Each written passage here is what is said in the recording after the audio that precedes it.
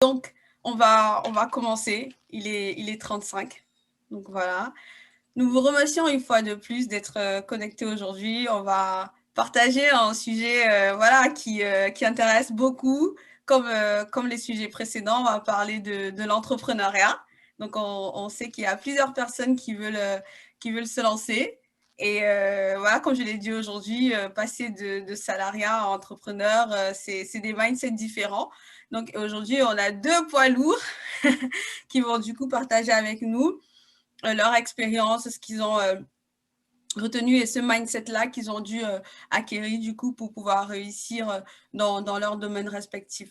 Donc, pour revenir sur le pourquoi de ce sommet, donc, avec Patty, on a vraiment eu l'idée d'organiser un ensemble de webinaires, de retours d'expérience pour aider les uns et les autres vraiment à entamer cette année 2021 et avoir de la réussite. On sait comment 2020 c'est terminé et on voulait vraiment donner de l'espoir, donner des clés aux uns et aux autres pour qu'ils fassent de cette année 2021 une année de réussite. Donc, on est parti du fait que c'est pas parce que on passe d'une année à une autre, c'est-à-dire de jeudi à vendredi. Cette année, on est passé de jeudi à vendredi. Souvent, on a de bonnes résolutions, souvent, on a de l'espérance par rapport à l'année qui vient, mais c'est pas parce qu'on est passé d'un jour à un autre que automatiquement les choses vont être différentes.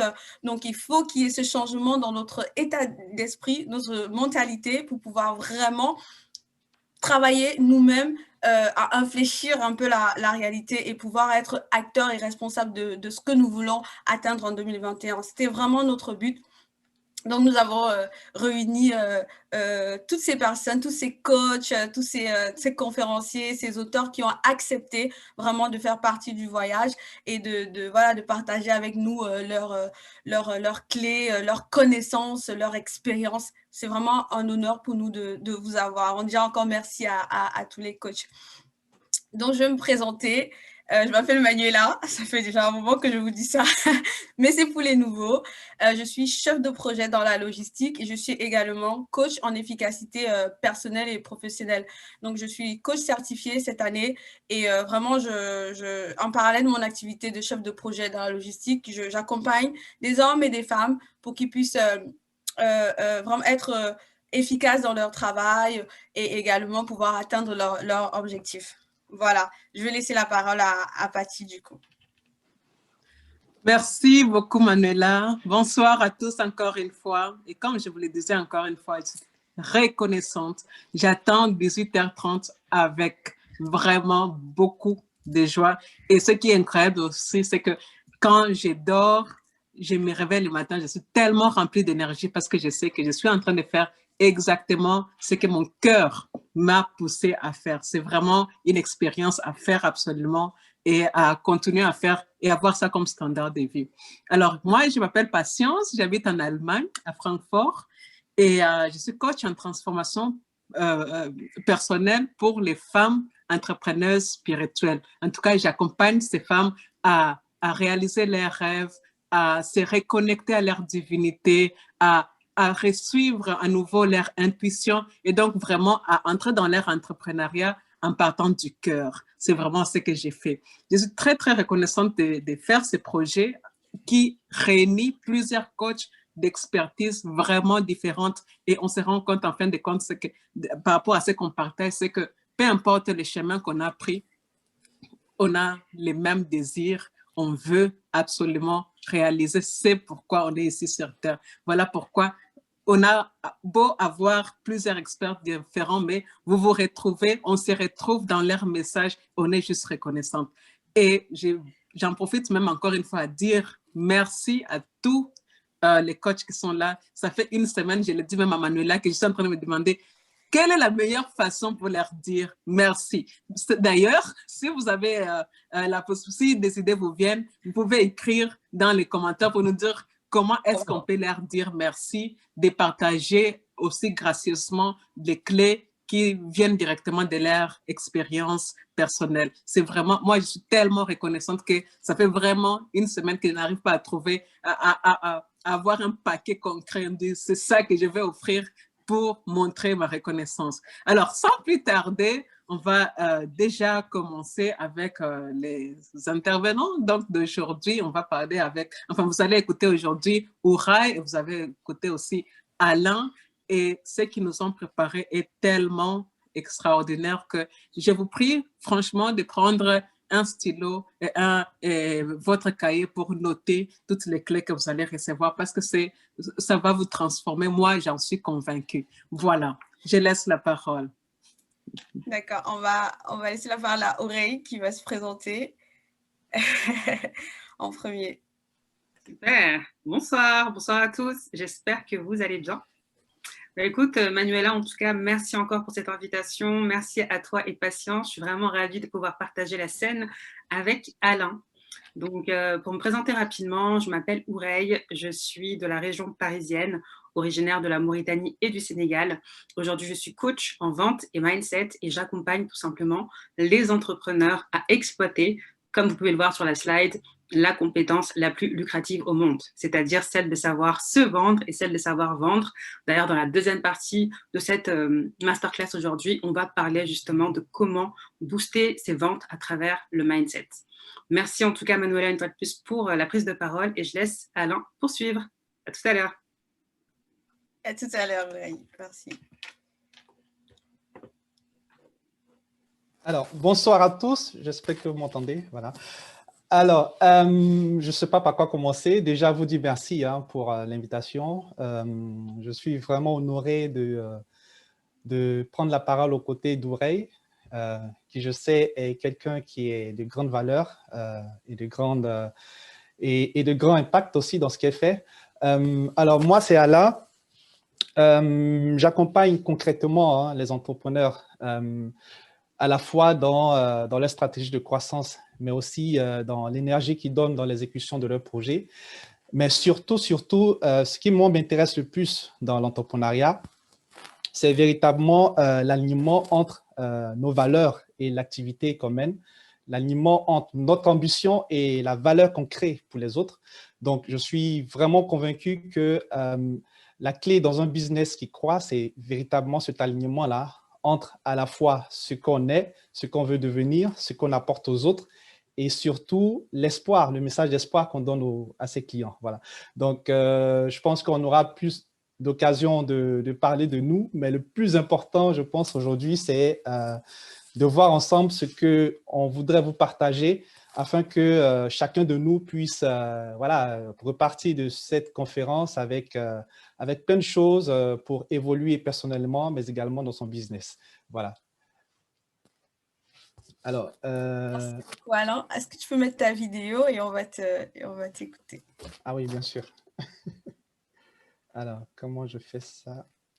Tac.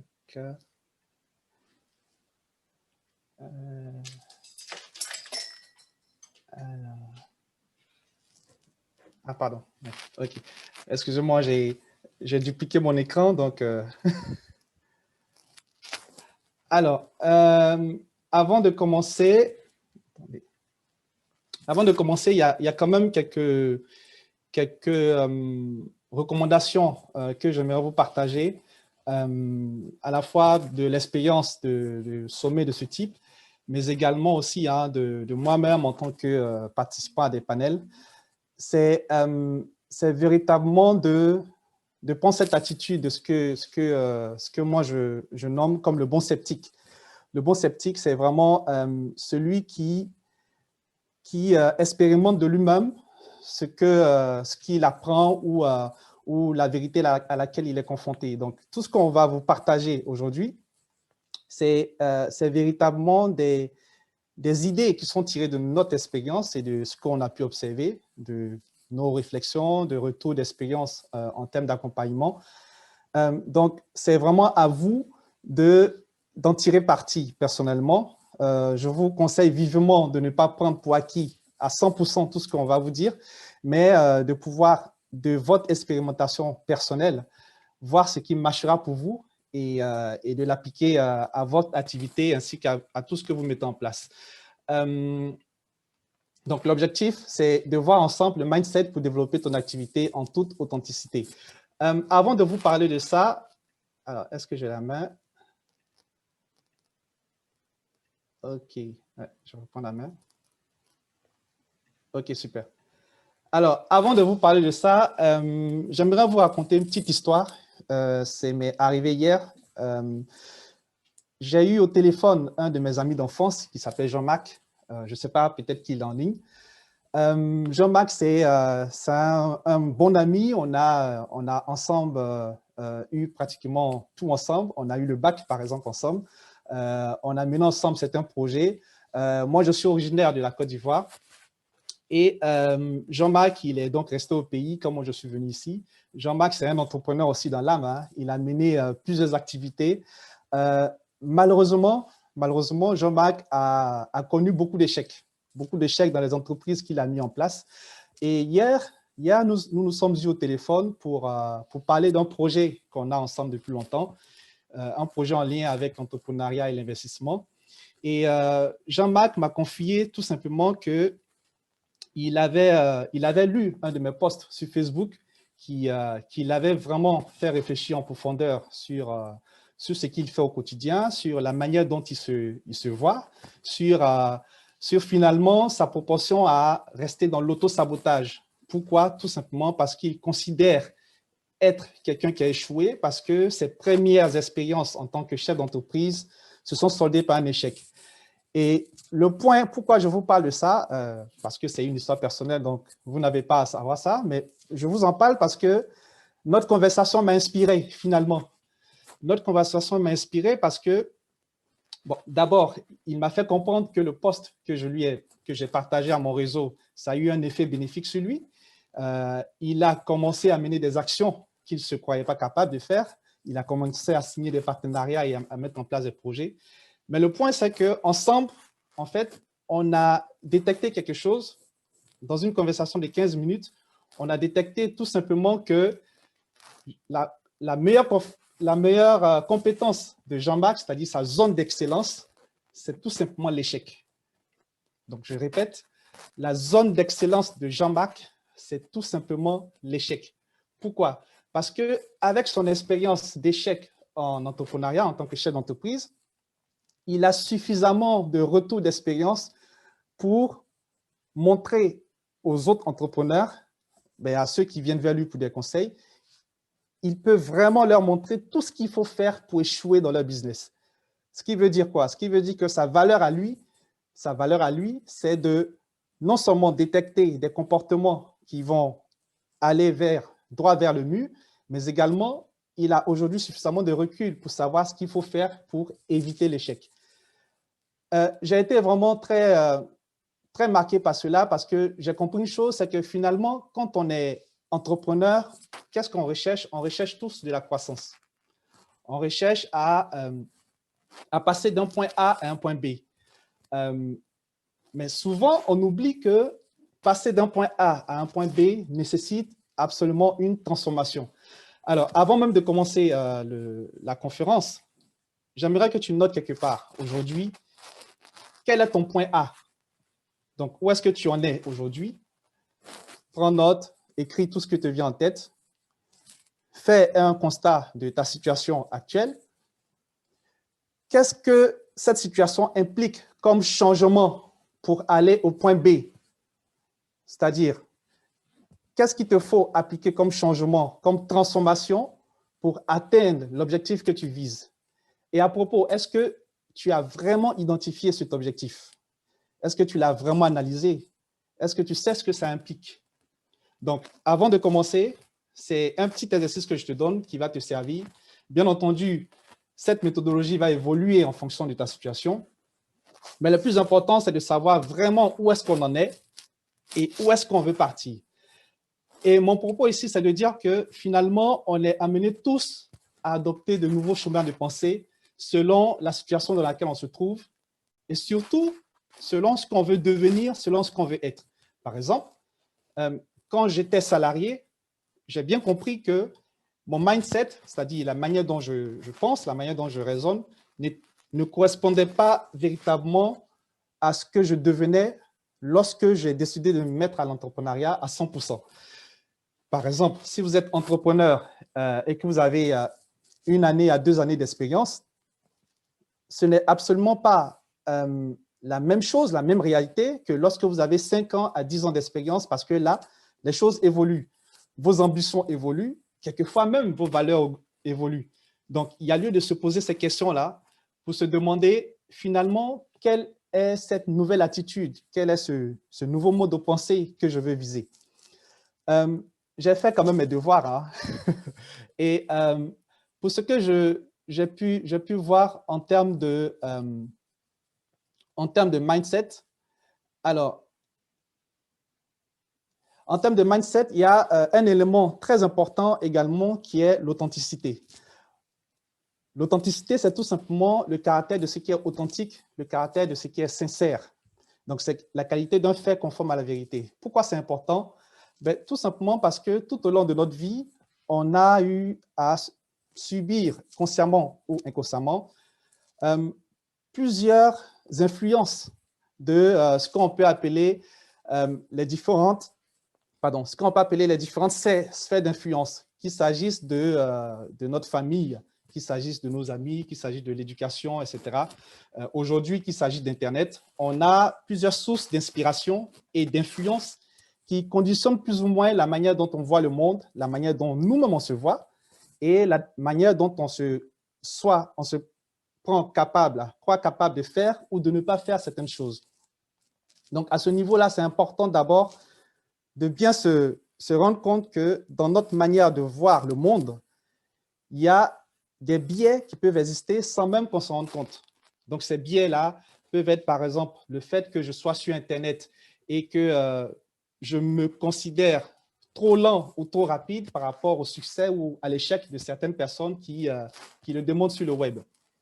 Donc, l'idée pour moi, aujourd'hui, à travers cette conférence, c'est de vous partager ce que moi j'appelle des routines du succès.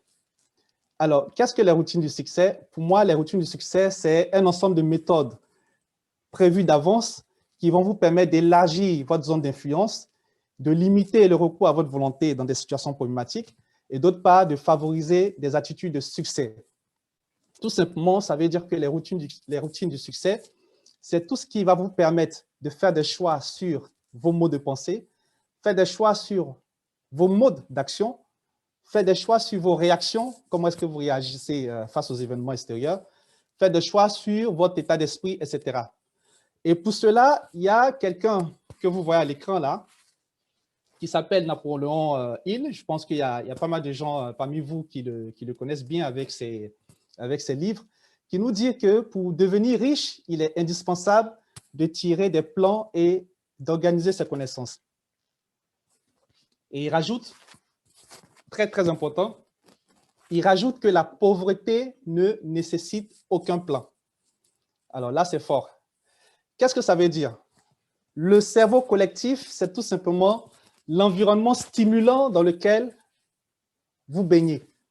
C'est-à-dire quoi? C'est-à-dire que aujourd'hui, le meilleur apprentissage que vous puissiez avoir pour évoluer à la fois de votre mindset, mais aussi dans la manière dont vous formulez vos objectifs, la manière dont vous menez vos actions au quotidien, la meilleure façon de bien apprendre, c'est de s'inspirer de l'expérience des autres. Ça, c'est le moyen le plus rapide. Alors, Napoléon, il nous parle de bénéficier du cerveau collectif. Le cerveau collectif peut se manifester par plusieurs choses. Hein. D'abord, c'est votre entourage. Est-ce que votre entourage vous tire vers le haut ou est-ce que votre entourage constitue un obstacle pour votre épanouissement? Je vous laisse répondre à la question. Je pense qu'en règle générale, la réponse est tout de suite trouvée. Hein. On n'a pas besoin de trop réfléchir là-dessus. Mais ça, c'est un point très, très important. Alors, la deuxième chose que Napoléon il nous dit, c'est qu'il nous faut faire un plan, organiser nos connaissances et bien s'entourer pour avancer vers son projet.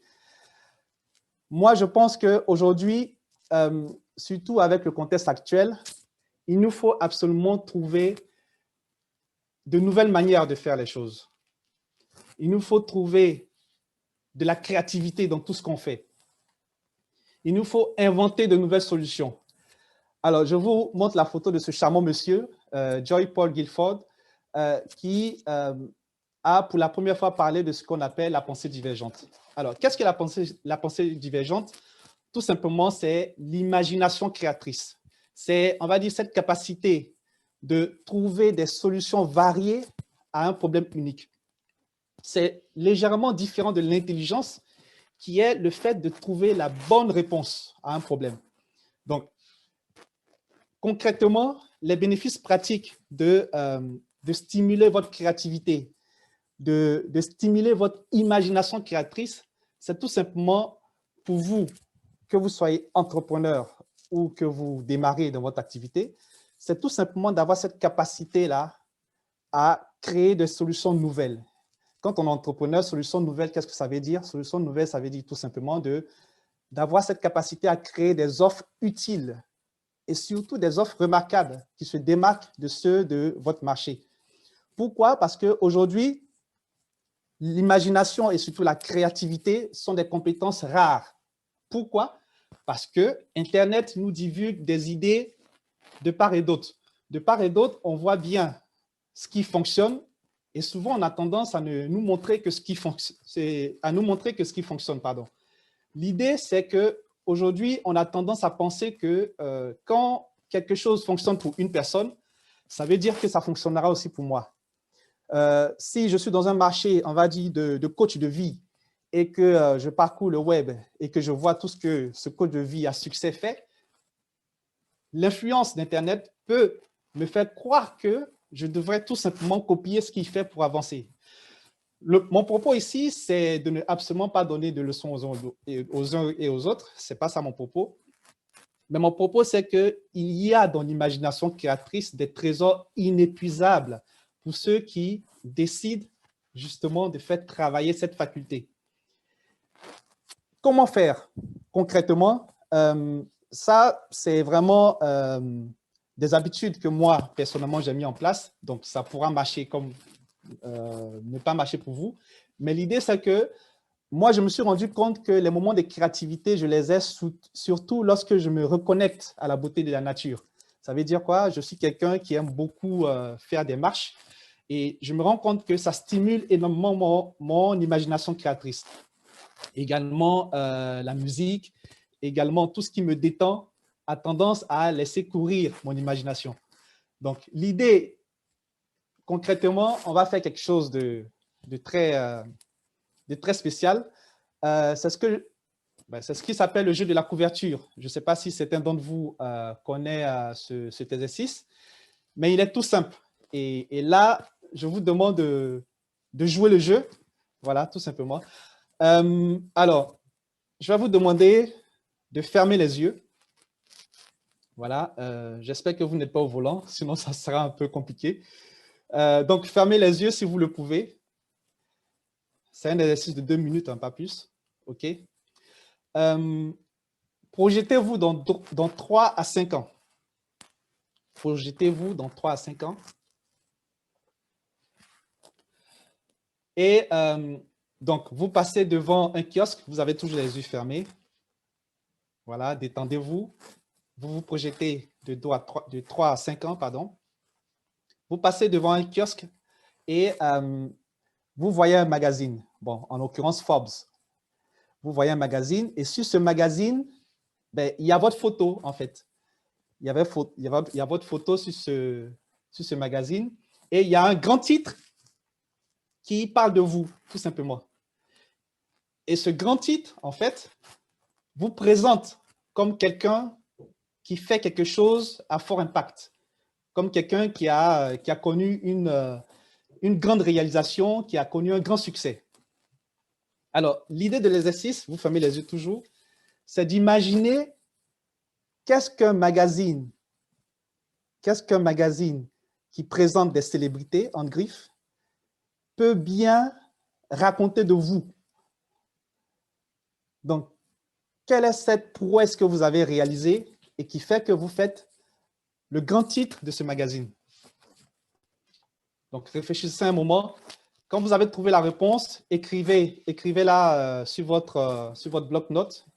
Écrivez tout ce qui vous vient. L'idée ici, c'est de ne absolument pas vous limiter. Écrivez tout ce qui vous vient en tête et cet exercice va nous servir après. Alors, si c'est bon pour vous, je continue. Un principe très important qui est, on va dire, surtout plébiscité par ce monsieur, le regretté Dr. Wayne Dyer, c'est tout simplement de dire merci. Merci, c'est en fait la gratitude. Pourquoi est-ce que ça peut paraître peut-être insignifiant, mais c'est véritablement un point clé lorsqu'on est dans une phase de croissance ou de réalisation d'un projet. La gratitude, tout simplement, selon ce monsieur, le Dr. Wayne Dyer, c'est tout simplement être reconnaissant envers tout ce que nous avons déjà, avant de réclamer tout ce que l'on veut. Pour lui, être reconnaissant aide à éliminer l'influence de notre ego, qui est certain que nous sommes meilleurs que les autres. Et en effet, une attitude de gratitude permet d'adopter l'humilité radicale, qui est très persuasive, pour aider à se reconnecter avec l'esprit qui nous unit tous. Tout simplement, ça veut dire qu'en étant de plus en plus reconnaissant et gratifiant pour ce que nous sommes, nous avons la possibilité de voir de la beauté dans tout ce qui nous entoure. Nous avons la possibilité de créer notre joie dans les plus petits détails de la vie. Et cette attitude est fortement recommandée surtout lorsqu'on a de grandes ambitions. Pourquoi? Parce qu'il peut arriver dans votre projet que, à force de vous focaliser sur ce grand projet que vous voulez réaliser, il peut arriver que lorsque vous aurez atteint ce projet, vous serez surpris de ne ressentir aucune émotion. Tout simplement, je vous donne un exemple très concret. Vous avez par exemple un objectif d'atteindre, je ne sais pas moi, un chiffre d'affaires de 10 000 € par mois. Vous êtes dans votre processus, vous êtes totalement déconnecté de votre contexte présent, c'est-à-dire vous ne reconnaissez même pas les acquis que vous avez dans ce processus-là. Ce qui peut arriver, c'est que lorsque vous allez atteindre les 10 000 €, ça ne va vous faire ni chaud ni froid. C'est-à-dire que l'objectif atteint va vous être d'une banalité incroyable. Vous n'allez pas jouir de cet objectif parce que vous allez être totalement blasé. L'idée, c'est que la gratitude nous aide à non seulement reconnaître ce qu'on a, mais aussi être profondément dans la joie et reconnaître dans les petites choses du quotidien une avancée, une progression, parce que finalement, le progrès, c'est quelque chose qui se fait dans les plus petits détails. Mais on va en revenir. Donc, comment le faire? Effectivement, il y a à la fois se reconnecter à la nature, il y a à la fois mener plus d'activités qui vous met en joie, qui vous apaisent, il y a envoyer même des pensées de reconnaissance aux uns aux autres. Et ce qui est intéressant de savoir ici, c'est que, alors, il est bien vrai qu'il faut avoir de la gratitude et tout le reste, mais maintenant, concrètement, comment est-ce qu'on rentre dans le vif du sujet? Il y a une chose, c'est qu'on sait bien que l'argent, c'est un mauvais maître. Par contre, c'est un fidèle serviteur. J'aime bien cette citation de Steve Jobs qui dit « Si vous ne vous amusez pas, si vous ne l'aimez pas vraiment, vous allez abandonner. » Et c'est ce qui arrive à la plupart des gens.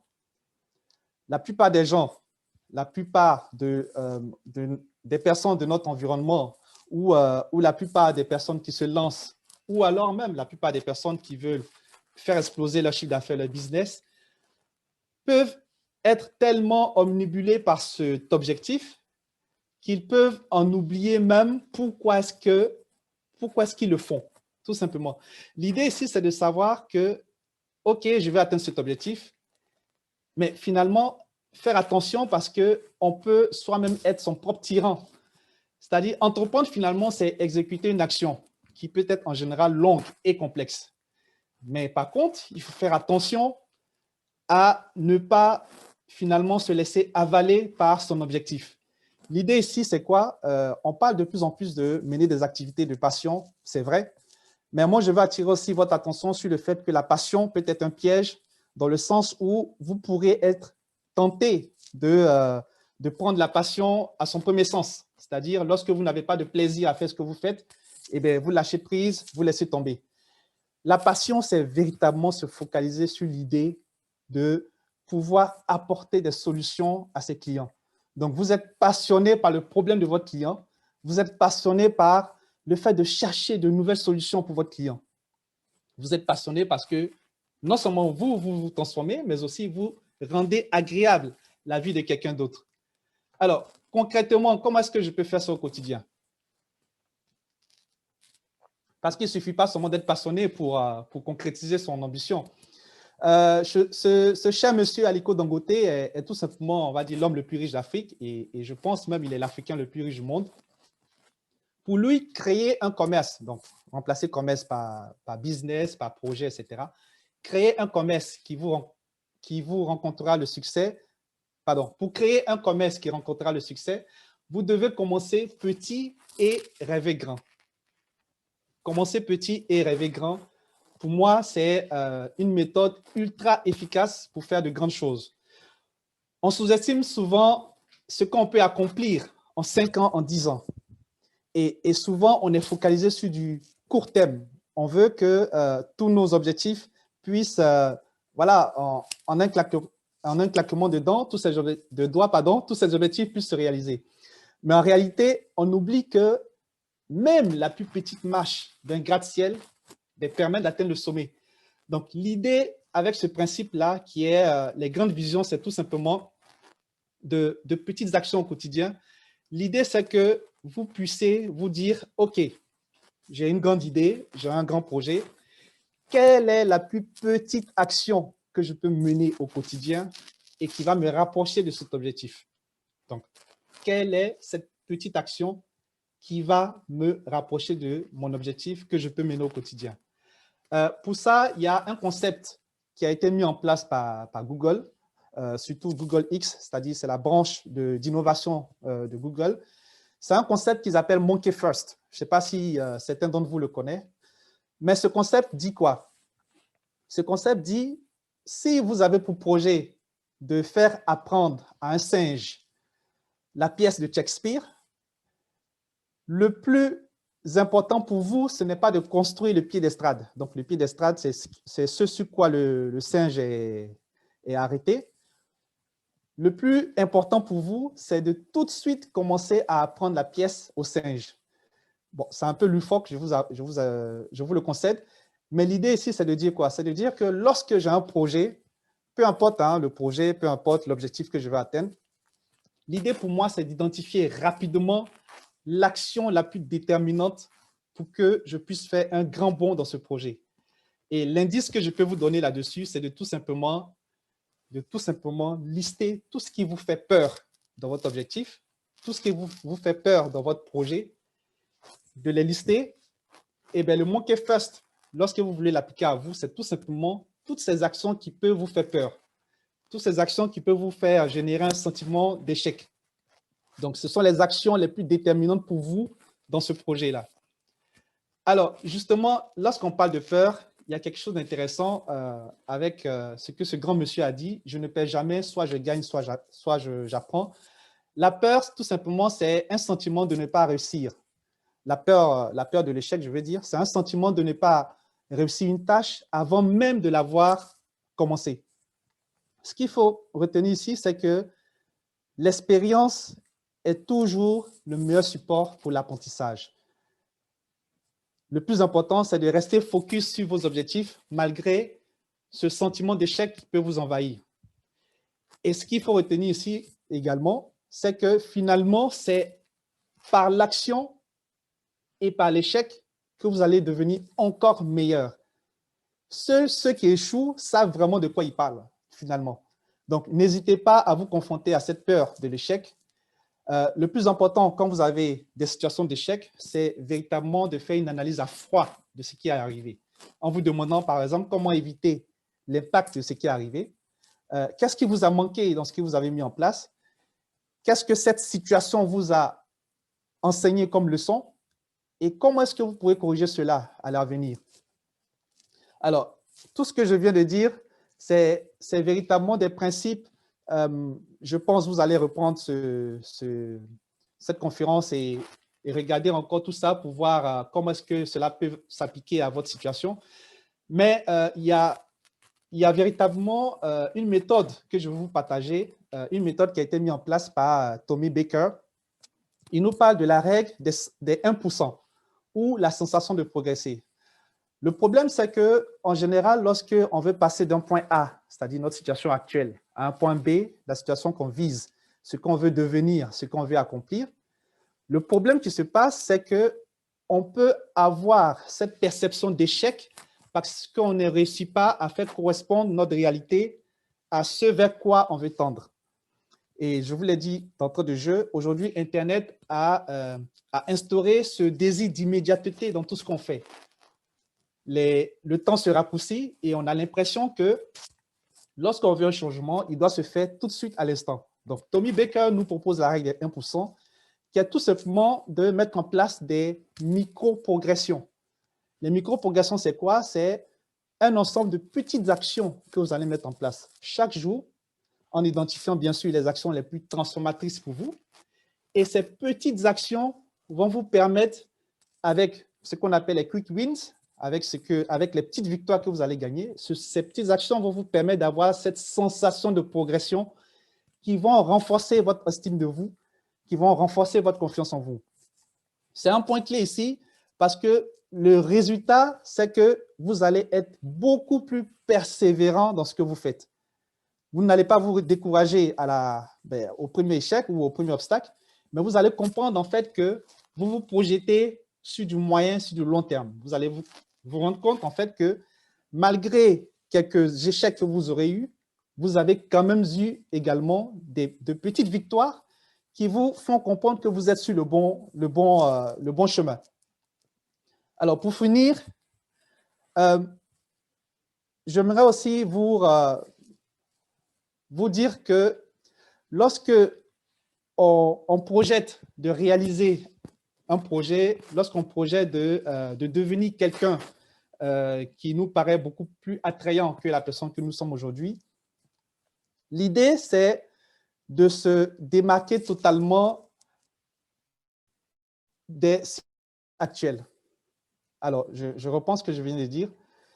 Lorsque vous avez un projet, lorsque vous voulez devenir quelqu'un que vous n'êtes pas aujourd'hui, lorsque vous voulez accomplir des choses que vous ne pouvez pas accomplir aujourd'hui, lorsque vous voulez atteindre un objectif de croissance ou de création, alors que vous en êtes encore loin, l'idée, c'est que dans votre projection, vous puissiez projeter une image de vous qui est absolument décorrélée de votre contexte actuel. Alors, si vous reprenez ce que vous avez écrit dans le jeu de la couverture, et là, c'est le dernier exercice que je vous donne, observez bien ce que vous avez écrit et ce que vous voulez vraiment devenir. Observez bien ce que vous avez écrit et les projets pour lesquels vous vous levez chaque matin. Est-ce qu'il existe un gap, c'est-à-dire un écart entre ce que vous voulez devenir et ce que vous faites au quotidien? Est-ce que vous vous projetez dans le futur en fonction de votre contexte actuel? Est-ce que vous vous projetez dans l'avenir en fonction de vos ressources actuelles? Ou est-ce que vous laissez libre cours à votre vision? Est-ce que vous laissez libre cours à cette meilleure version de vous que vous avez peut-être longtemps cachée ou longtemps surestimée? Donc, l'idée, c'est tout simple, c'est que lorsque j'ai un projet,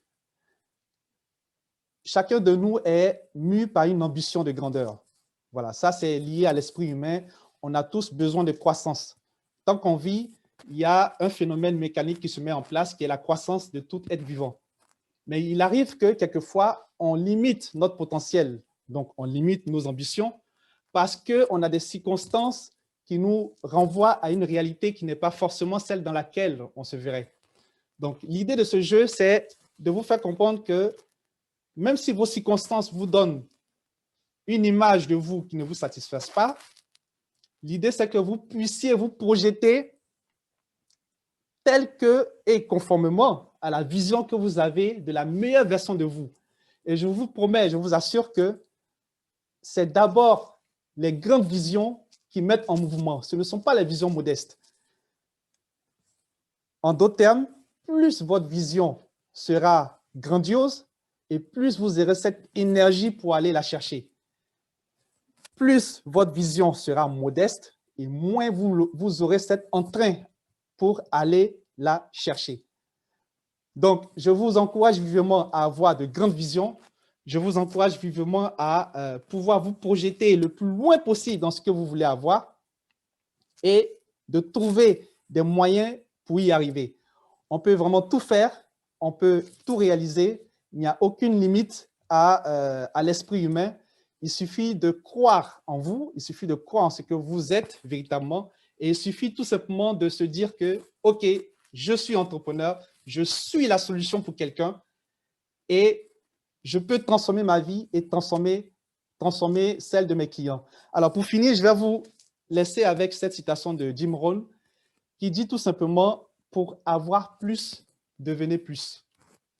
Pour avoir plus, devenez plus. » L'entrepreneuriat, c'est un échange de valeurs. Plus vous aurez des solutions pour les gens et plus vous aurez de la valeur en retour. Donc, je vous encourage vivement à devenir plus pour vous-même et pour les autres.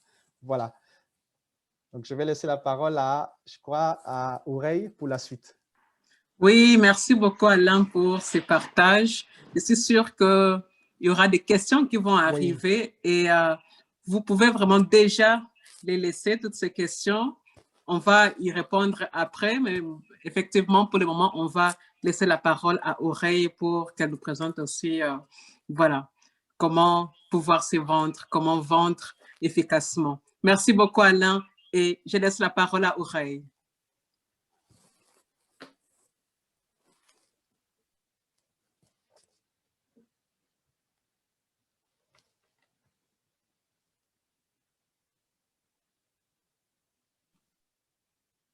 Super. Oreille, on ne t'entend pas. Et là, c'est bon? Oui, parfait, c'est bien. Ok, super. Merci déjà Alain pour cette superbe présentation. On va poursuivre tout simplement dans la même dynamique. On va continuer on va continuer à parler de mindset. Aujourd'hui, je voudrais vous parler vraiment de l'importance du mindset pour booster ses ventes. Effectivement, aujourd'hui, je suis amenée vraiment à accompagner les entrepreneurs à devenir des champions en vente pour vraiment booster leur chiffre d'affaires. Et c'est tout simplement le thème d'aujourd'hui. Yes. Alors, non, côté. On va y arriver. Ok, super. Alors, j'aime bien dire cette phrase, money makers are not takers. Si vous voulez vraiment faire de l'argent, si vous voulez gagner de l'argent, vous devez apprendre à prendre des notes. Et j'imagine que vous avez déjà pris des notes sur l'intervention de Alain. N'hésitez vraiment pas à continuer à prendre des notes parce que le cerveau, en fait, ne peut pas tout retenir à l'écoute. Et en fait, quand on écrit, on active des parties du cerveau qui nous permettent encore de mieux retenir. Donc, vraiment, prenez des notes. L'objectif, c'est vraiment également d'interagir avec vous. Donc, n'hésitez pas à commenter. Je vais poser des questions. Vous avez un chat, utilisez-le. Commentez, voilà, donnez un peu vos feedbacks, répondez aux questions. Comme ça, ce sera un peu plus sympa et je n'aurai pas l'impression d'être toute seule derrière mon écran. C'est parti. J'aime bien dire deux choses. La première chose, c'est que tu ne peux pas vivre de tes compétences si tu ne sais pas les vendre. C'est quelque chose que j'ai appris très jeune. J'ai commencé à vendre quand j'avais 18 ans. Aujourd'hui, j'ai 30 ans. Et clairement, j'ai compris très vite que la vente, effectivement, comme j'aime bien le dire, l'art de la vente est la compétence la plus lucrative au monde. Et peu importe ce que vous faites, vous devez apprendre à vendre. Pourquoi? Parce que la première personne que vous vendez tout au long de votre vie, c'est vous. Si vous êtes salarié, vous allez vous vendre devant un employeur, tout simplement. Si vous êtes entrepreneur, vous allez devoir vendre votre vision. Toute notre vie, on est amené à se vendre. Donc clairement, s'il y a une compétence qu'on doit tous développer au mieux, c'est la compétence de savoir tout simplement se vendre. Dans un premier temps, il faut commencer par un état des lieux. Un état des lieux, pourquoi? Pour savoir tout simplement d'où est-ce que tu pars. Si on prend par exemple la métaphore d'un voyage, imaginons qu'aujourd'hui vous voulez aller en vacances, par exemple dans un pays, et bien en fait d'où est-ce que vous partez? De quel aéroport vous partez? Aujourd'hui, que signifie vendre pour toi? Il y a pas mal de croyances limitantes sur la vente. Parce qu'aujourd'hui, de par notre conditionnement, de par la société, de par ce que les gens disent, il y a pas mal d'a priori, pas mal d'idées reçues, pas mal de stéréotypes, de clichés, le syndrome de l'imposteur et j'en passe. La première chose que j'aimerais dire, qu'est-ce que ça signifie vendre pour toi? Mettez-moi dans le chat, tout simplement dans le commentaire, que signifie vendre pour vous? Est-ce que pour vous, vendre, c'est escroquer les gens, c'est mentir, c'est essayer tout simplement de soutirer de l'argent aux autres? Ça signifie quoi vendre pour vous? Répondez tout simplement dans le chat. La deuxième question que j'ai pour vous aujourd'hui, quelle est votre relation avec la vente? De 0 à 10, sachant que 0, vous n'aimez pas du tout vendre ou vous vendre, et 10, vous adorez. Quelle est votre relation avec la vente? De 0 à 10. Mettez-moi juste un chiffre. Si c'est 7, si c'est 8, si c'est 3, si c'est 10, peu importe. Mettez-moi des chiffres. Je veux voir des chiffres dans le chat. Merci. 10, 0, 7.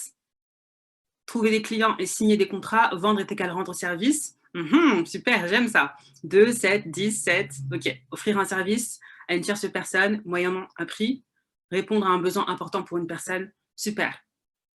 La troisième question que j'ai à vous poser ce soir, quelle est votre relation avec l'argent? Clairement aujourd'hui, si vous n'aimez pas effectivement l'argent, ça va être compliqué de vendre, hein, parce qu'aujourd'hui, pour se vendre ou même pour vendre une offre de service, il faut être OK avec le fait de gagner de l'argent. Vous savez, des fois, j'entends des entrepreneurs qui me disent « Écoute, Oureille, je suis entrepreneur, par contre, la vente, c'est pas fait pour moi. » Et là, je me dis « Waouh, tu as manqué une étape. Tu ne peux pas entreprendre si tu ne sais pas vendre. » Comme si tu veux également, par exemple, négocier des promotions, quitte à être salarié, autant être un salarié, ce que j'aime bien dire, bien payé, négocier justement ton contrat, négocier tout simplement des promotions. Donc, dans tous les cas, il y a de l'argent. Il n'y a personne aujourd'hui qui va travailler juste pour les beaux yeux d'un patron. Si on se lève tous le matin pour aller remplir le frigo, c'est parce qu'on veut de l'argent. Mais quitte à vouloir de l'argent, autant être OK avec le fait d'en vouloir beaucoup, en tout cas. Quitte à se tuer à la tâche, autant être OK avec ça. Donc, quelle est votre relation à l'argent? À partir de maintenant, mettez-moi dans le chat, entre 0 et 10, quelle est votre relation à l'argent? 0, vous n'aimez pas du tout l'argent. 10, vous adorez l'argent. Quelle est votre relation à l'argent? L'argent, je kiffe 10, 10, 7, 9. 10 sur 10, 7, 5. Super. Et si l'argent, tu kiffes, comme tu dis, est-ce que tu en as plein aux as? Est-ce que du coup, tu as l'argent en tout cas que tu souhaites? Et si tu n'as pas encore l'argent que tu souhaites, dans ce cas-là, tu ferais bien de vraiment monter encore plus en compétences en vente, parce qu'au final, c'est en te vendant ou en vendant tes compétences ou en vendant une offre, en vendant un produit que tu vas tout simplement développer tes revenus. Donc, l'argent, en fait, est lié également à la vente. Et l'un ne va pas sans l'autre. La quatrième question que j'ai pour toi ce soir, comment est-ce que tu gères tes émotions? Il y a des personnes, vous savez, elles aiment bien partir au quart de tour. Donc, le prospect, par exemple, va dire « non, je ne suis pas intéressé » et là, on s'emporte. Ou alors, le prospect est de mauvaise humeur et va commencer à mal vous parler et vous allez vous emporter. Comment vous gérez vos émotions? Parce que quelqu'un qui veut entreprendre, quelqu'un qui veut vendre, quelqu'un qui veut se vendre, il doit gérer ses émotions de manière efficace. Si vous partez au quart de tour pour un rien, honnêtement, ça va être très compliqué. La quatrième question que j'ai pour vous, comment vous gérez vos émotions? De 0 à 10. 0, je ne sais pas du tout gérer mes émotions. Et 10, je gère mes émotions comme, je dirais, allez, Bouddha. J'arrive à prendre de la hauteur sur les situations, j'arrive à rester zen, peu importe mon interlocuteur, j'arrive à ne pas être frustrée. Voilà, comment est-ce que tu gères tes émotions? Donc, je vois 10, je vois 2, 7, 8, 7, 5, c'est super. C'est important vraiment de faire un état des lieux parce que d'où est-ce que tu pars, ça permet tout simplement de savoir qu'est-ce que tu peux améliorer et où est-ce que tu vas. Si on poursuit, ce qu'il faut comprendre également, c'est que la vente, c'est 80% de psychologie et seulement 20% de technique. La plupart du temps, j'entends les gens poser des questions du type « Comment je vais faire pour vendre ? Comment je vais faire pour trouver des prospects ? Comment je fais pour me vendre ?» etc. Tout ce qui est comment, en fait, c'est de la technique. C'est 20% seulement. Or que la psychologie, ton mindset, ta manière de penser, les mécanismes justement que tu développes, ça fait partie de 80% tout simplement de ce qui est essentiel pour bien vendre. D'ailleurs, depuis tout à l'heure, on parle de mindset. Pendant tout le sommet, on parle de mindset. C'est quoi justement ce mot mindset-là qui vient, en plus, c'est un terme anglophone. Le mindset, c'est tout simplement, je dirais, l'état d'esprit, tes mécanismes de pensée, ta manière effectivement de penser.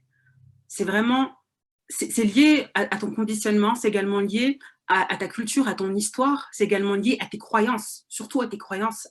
Et aujourd'hui, beaucoup de personnes, honnêtement, beaucoup d'entrepreneurs, beaucoup de salariés ont vraiment un pauvre mindset, un pauvre état d'esprit. Et c'est ce qui fait que ça les limite. Parce que tout part de ta manière de penser. Tout part de comment, justement, tu agis, ton attitude, tu vois, par rapport à la vie, par rapport aux autres, par rapport aux circonstances. C'est ce qui fait la différence. Donc, la vente, ce qu'il faut comprendre, c'est que c'est 80% de psychologie.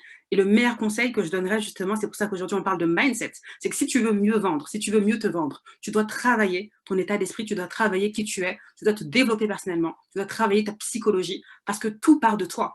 Que tu sois salarié, que tu sois entrepreneur, les gens, avant tout, ce qu'ils vont acheter, c'est toi, c'est qui tu es, c'est ce que tu incarnes, c'est ce que tu dégages, c'est ta posture, c'est ton attitude, c'est ta personnalité, c'est ta vision, c'est tout ça, en fait. Et tout ça, c'est des choses qui sont non palpables. On parle vraiment de psychologie. Donc, retiens une chose, c'est que la vente, c'est 80% de psychologie et seulement 20% de technique. J'aimerais également attirer ton attention sur une chose, c'est que tu es 100% responsable. Tu sais, dans la vie, il y a deux types de personnes. Il y a les victimes d'un côté et il y a tout simplement les personnes qui prennent la responsabilité radicale de leur vie à tous les niveaux. Toi seul es responsable de ton business. Toi seul es responsable de ton succès. Toi seul es responsable de tes émotions, de ton énergie et de tes actions. Tu ne peux blâmer personne. Aujourd'hui, si ton business n'a pas forcément les résultats que tu souhaites, tu en es responsable. Si tes clients n'achètent pas tes produits, tes services, c'est de ta responsabilité. Si tu n'arrives pas à te vendre, si tu n'arrives pas tout simplement à trouver l'emploi que tu veux, c'est également de ta responsabilité. Mais ce qui est intéressant, c'est que si tu sais que tu es responsable, tu as également le pouvoir de changer les choses parce que tu es tout simplement l'auteur de ta vie. Et ce qu'il faut comprendre, c'est que peu importe ce que tu veux faire dans la vie, peu importe les domaines dans lesquels tu souhaiterais réussir, tu dois prendre la responsabilité radicale de ta vie à tous les niveaux. Ça ne sert à rien de dire aujourd'hui, si je n'ai pas, par exemple, conclu de vente, c'est à cause du prospect. C'est parce que le prospect n'était pas de bonne humeur. Ou alors aujourd'hui, si je ne gagne pas assez d'argent, c'est parce que la société ne me permet pas de gagner autant d'argent. Essayez de trouver tout simplement des raisons externes, des raisons valables, des excuses tout simplement pour ne pas être responsable, pour ne pas prendre ses propres responsabilités et tout simplement se dire, en fait, c'est de ma faute. Parce qu'aujourd'hui, il n'y a pas de secret. Les résultats que tu as, la situation dans laquelle tu es, c'est lié tout simplement au choix que tu as fait, aux actions que tu as menées, à ta manière de penser, à ta manière d'agir, aux émotions. Parce que tout part de ta pensée. Tout part également de la manière dont, ton attitude face à la vie. Et après, les actions que tu mènes. Et après, du coup, tu as des résultats. Donc, si tu veux changer tout simplement les résultats de ta vie, tu dois comprendre que tu es responsable. Et si tu es auteur de ta vie, tu comprends également que tu as le pouvoir de changer les choses parce que tout part de toi. Et dans la vente, c'est pareil. Quand on entreprend, c'est pareil. On doit être responsable de son business et considérer au final qu'on est aux commandes. Parce que si tu n'es pas dans ta responsabilité, ça veut dire que tu laisses ta responsabilité à quelqu'un d'autre. Et là, donc, du coup, tu peux trouver tout simplement des excuses et tu joues le rôle de victime. Sauf qu'entre être une victime, les victimes, généralement, elles ne gagnent jamais. Et aujourd'hui, l'idée, en tout cas, d'être responsable de sa vie, c'est d'être l'auteur, mais également d'être le champion, au final, de sa vie, le champion de son business, le champion de son industrie. La deuxième clé que je vais te partager ce soir, c'est la puissance de la vision. Est-ce que tu développes ta vision? Quel est le but, tout simplement, de ta vie? Quel est le but de cette vie? Est-ce que quand tu te lèves le matin, tu as une raison tout simplement de te lever? Est-ce que tu as quelque chose qui t'anime? Est-ce qu'il y a des choses pour lesquelles tu es passionné? Est-ce que tu pourrais tout simplement faire ce que tu fais aujourd'hui sans être payé? C'est des questions que tu dois te poser parce qu'une personne qui n'a pas forcément de vision, malheureusement, elle ne pourra pas bien vendre, elle ne pourra pas bien se vendre, elle ne pourra pas tout simplement également bien développer son business. Tu sais, même en entreprise, par exemple, je me rappelle quand je passais des entretiens d'embauche, j'avais une vision qui était tellement claire que instantanément, ça donne envie au recruteur au final de te recruter. Mais si tu n'as pas de vision claire sur ce que tu peux devenir, sur ce que tu veux devenir, clairement, ça devient compliqué. Et j'aime bien dire une chose, c'est que ce que tu vois autour de toi, c'est pas forcément ce qui est possible. Généralement, les gens, en fait, ils regardent leur situation actuelle et se disent, en fait, je ne sais pas par quel moyen je vais faire pour arriver là où je veux aller. Ce qu'il faut comprendre, c'est que il y a 99% des champs des possibilités qui sont en dehors de ton écran radar. C'est-à-dire qu'il y a 99% de possibilités qui sont là, mais que tu ne vois pas parce que tu es tout simplement bloqué sur ta vue.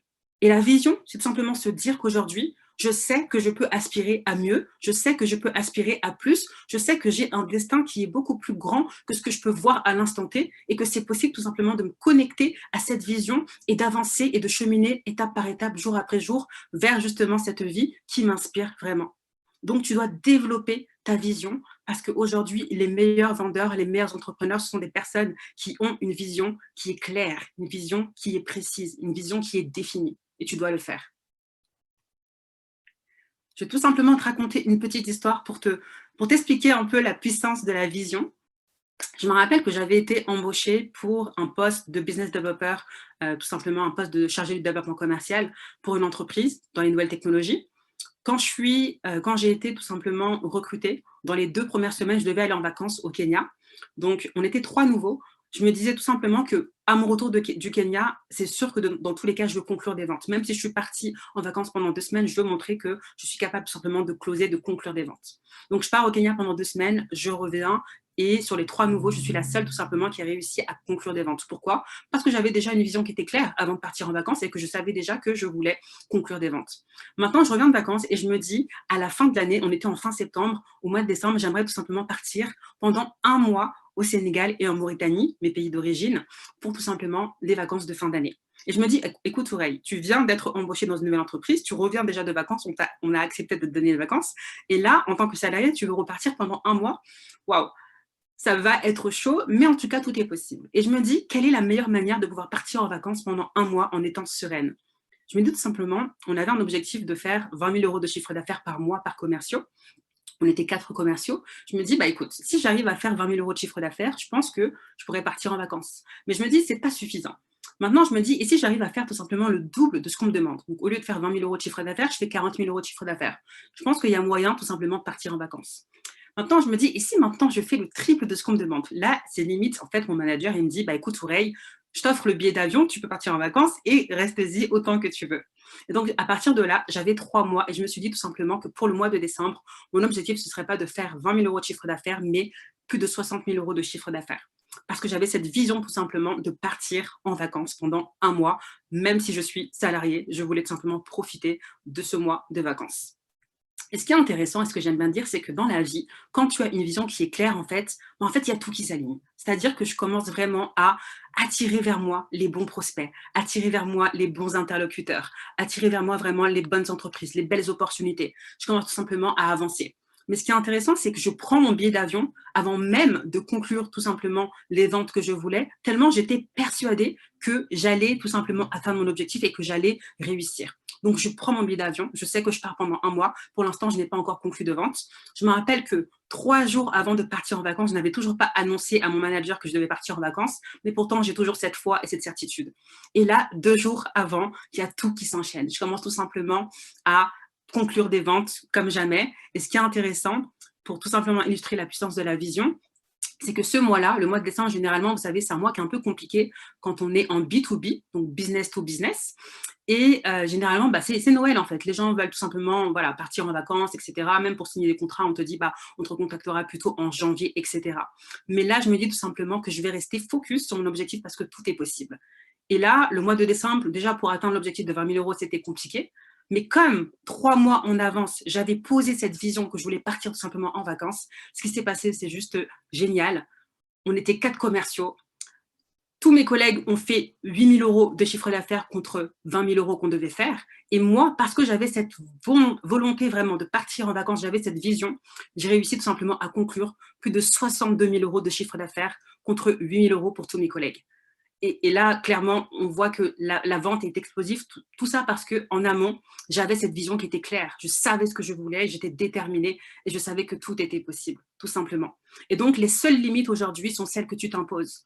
Peu importe ce que tu veux réaliser dans ta vie, peu importe l'argent que tu veux gagner, tout est déjà là si tu as cette vision qui est claire, si tu te donnes tout simplement les moyens d'aller vers l'atteinte de tes objectifs et si tu passes à l'action et si tu développes du coup le bon mindset comme on est en train de le voir à l'instant T. Mais en tout cas, sache que de manière générale, les seules limites sont celles que tu t'imposes et la vision, avoir une vision clairement, c'est puissant. C'est vraiment ce qui va te driver, ce qui va te motiver, ce qui va te guider vers l'atteinte de tes objectifs.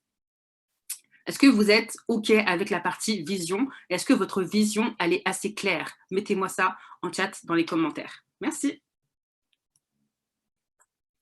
La troisième étape, c'est la préparation. Aujourd'hui, j'aime bien cette citation de Sénèque qui dit « La chance, c'est ce qui arrive quand la préparation coïncide avec l'opportunité. » Et ce qui est intéressant également de comprendre, c'est que la vente également, pour bien vendre, c'est 80% de préparation. Tout se prépare en amont. Il n'y a personne qui s'improvise tout simplement pour devenir successful.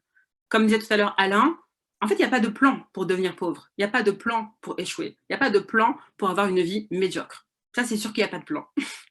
Mais ce qui est sûr, c'est que si tu veux réussir, si tu veux tout simplement donner le meilleur de toi pendant cette expérience qu'on appelle la vie, si tu veux être aligné vraiment à l'abondance qui est là, qui existe, si tu veux réaliser de belles choses, si tu veux atteindre tes objectifs, il faut que tu te prépares. D'accord? Et j'aime bien une autre phrase qui dit tout simplement qu'aujourd'hui, en fait, on ne planifie pas un échec, mais en fait, on échoue par manque de planification. Parce que les gens ne se préparent pas assez. Parce que les gens n'ont pas conscience qu'aujourd'hui, le succès, ça se prépare. C'est comme un entretien d'embauche. Tu ne peux pas te lever un matin tout simplement et dire bah, je vais aller faire un entretien d'embauche sans préparer. La préparation, c'est vraiment l'une des clés du succès. Et plus tu te prépares justement par rapport à la vente, par rapport à l'entrepreneuriat, par rapport à ce que tu veux atteindre, bah, plus tu es en mesure tout simplement d'aller réussir ce que tu veux. Tu ne peux pas improviser un appel de prospection, tu ne peux pas improviser un appel de découverte, tu ne peux pas improviser un appel de closing. Tu ne peux pas improviser. La vie, ça ne s'improvise pas. Il n'y a personne qui sait improviser et que, comme ça, voilà, par inadvertance, est devenu millionnaire. Ça n'existe pas. Donc, la préparation, pardon, c'est l'une des clés, tout simplement, pour vendre et booster ses ventes. OK? Dans la préparation, j'aime bien mettre en lumière 2 points. La partie hard skills et la partie soft skills. Les hard skills, c'est tout simplement les savoir-faire. Et les soft skills, c'est le savoir-être. Les hard skills, généralement, ce sont les compétences qui sont techniques, les compétences qui sont mesurables et quantifiables. Généralement, les hard skills, ça va être tout simplement tes diplômes, ça va être tes certifications, ça va être la connaissance de ton marché, la connaissance de tes concurrents, etc. Les hard skills, c'est vraiment aujourd'hui les compétences qui sont généralement demandées justement en entreprise quand tu fais un entretien d'embauche ou autre. Et les gens, il y a beaucoup de personnes qui se concentrent vraiment beaucoup sur le savoir-faire, au final, sur les compétences techniques. Et à l'inverse, tu as les soft skills, du coup, qui sont le savoir-être, qui sont les compétences relationnelles, les compétences humaines, ta personnalité, en fait, ton attitude, ce que tu dégages, ce qui vient de toi. Tout ça, en fait, ça fait partie tout simplement de ton savoir-être, la manière justement de communiquer avec les autres, l'intelligence émotionnelle, la gestion de tes émotions, etc. C'est vraiment ça, du coup, les soft skills. Alors, attendez 2 secondes. Les aléas du direct, j'ai ma princesse qui est venue me rendre visite.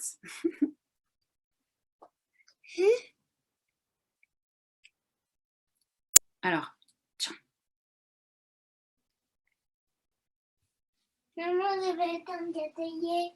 Ok. Super. Donc, je disais que les hard skills et les soft skills, c'est les choses que vous devez prendre en connaissance parce que généralement, en fait, les gens, ils aiment bien se focus tout simplement sur la partie savoir-faire. Et ils oublient qu'au final, tout part de qui ils sont. Comme je disais tout à l'heure, peu importe ce que tu veux vendre, peu importe ce que tu veux, si c'est toi que tu veux vendre ou si c'est ta vision, ton offre, etc., il faut que tu sois aligné tout simplement à ta vision, mais également à qui tu es. Et ce que tu dégages, la manière justement dont tu vas te comporter en société, eh ben, ça va influencer. Au final, aujourd'hui, même un entrepreneur, même un salarié, ce qui est intéressant, c'est que quand tu prends la parole, c'est quand tu t'adresses aux gens, c'est quand tu vas essayer de découvrir justement les personnes qui t'entourent. Au final, c'est avec toi qu'ils vont s'entendre, c'est-à-dire que c'est par toi qu'ils vont être influencés ou pas. Et ça, c'est quelque chose en tout cas qu'il faut prendre en considération. Alors, hop.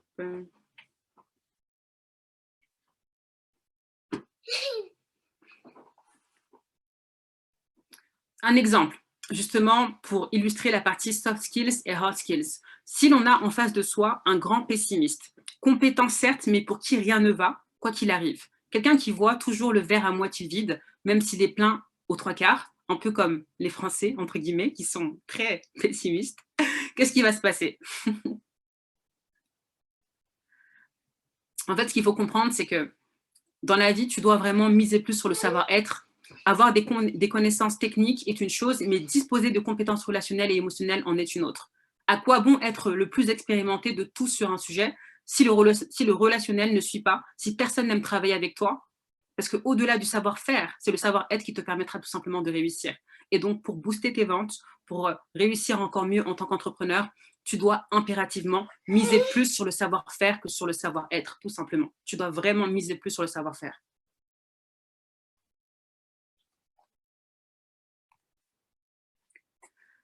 On a partagé la même citation avec Alain, comme quoi elle est vraiment puissante. C'est vrai qu'aujourd'hui, quand on parle de vente, quand on parle de se vendre, la plupart du temps, les gens, en fait, ont peur. La peur notamment du rejet. La peur, au final, du refus. La peur du non. Quand tu passes un entretien d'embauche, tu as peur qu'on te dise non. Quand tu vends tes services, tu as peur qu'on te dise non. En fait, tu dois vraiment faire du rejet ton meilleur allié. Alors, je suis désolée.